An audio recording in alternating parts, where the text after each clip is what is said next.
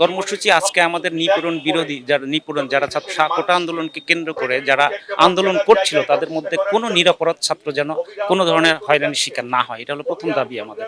দ্বিতীয়ত হচ্ছে কোটা আন্দোলনকে কেন্দ্র করে ছাত্র সহ বাংলাদেশের যত 150 কালকে আমরা মানে রাষ্ট্র কর্তৃক প্রকাশিত 150 জন যে মৃত্যুবরণ করেছে তাদের আত্মার মাগফিরাতের জন্য আমরা দাঁড়িয়েছি।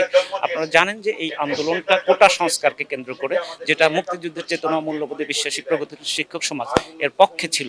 আপনারা এই আয়োজনের মাধ্যমে বুঝতে পারছেন শত শত শিক্ষক দাঁড়িয়েছেন, তারা সবাই এই আন্দোলনের পক্ষে ছিল। সে আন্দোলন আদালত কর্তৃক সেটেল হয়ে গেছে, কিন্তু আরো অনেক বেশি ইস্যুগুলো দাঁড় করে এর পেছনে তৃতীয় পক্ষ রাষ্ট্রের স্থাপনাগুলোকে চিহ্নিত করে উন্নয়নের যেগুলো সেইগুলোকে ধ্বংস করে নষ্ট করে দিয়ে হাজার হাজার কোটি টাকা ক্ষতি করেছে। আমরা চাই তারা চিহ্নিত গোষ্ঠী যারা এই কাজগুলো করেছে, ছাত্রদেরকে ইমোশনকে ব্যবহার করে যারা এই কাজটি করেছে তাদের চিহ্নিত করে তাদের শাস্তির দাবি করছি আমরা দাঁড়িয়েছি এই বাংলাদেশের প্রতিটি শিক্ষাঙ্গন যেন শিক্ষার্থীদের জন্য নিরাপদ হয়, এই আস্থার জায়গাটা ফিরিয়ে আনার জন্য।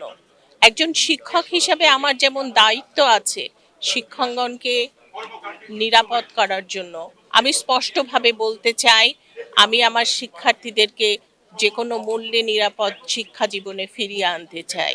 কোটা বিরোধী আন্দোলন যেটা, সেই আন্দোলন ছাত্রদের একটা ইস্যু ভিত্তিক আন্দোলন, কিন্তু এই আন্দোলনেরই একটা পর্যায়ে আমরা লক্ষ্য করছি যে রাজনৈতিক আন্দোলন, সরকার বিরোধী আন্দোলন।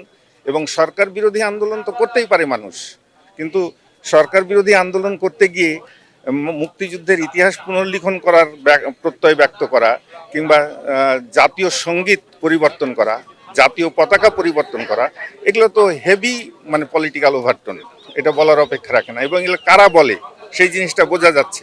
আমরা এই অরাজকতা থেকে বাংলাদেশকে মুক্ত করার জন্যে দাবি জানাচ্ছি এই কর্মসূচির মধ্য দিয়ে। শিক্ষার্থীরা যারা আন্দোলনে অংশগ্রহণ করেছে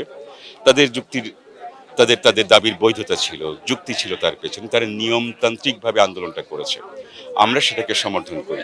একই সাথে তারা যে বিজয় হয়েছে আমরা তাদেরকে ধন্যবাদ জানিয়েছি। একই সাথে ধন্যবাদ জানিয়েছি সরকার এবং বিচারিক আদালতগুলোকে যারা এদের পক্ষে রায়টা দিয়েছে। কিন্তু এই ছাত্র আন্দোলনকে সামনে রেখে যারা ৭১-এর পরাজিত শক্তি, যারা এদেশের স্বাধীনতা চায় না, তারা একেবারে একটা উপনিবেশিক শক্তির মতো হামলে পড়েছে।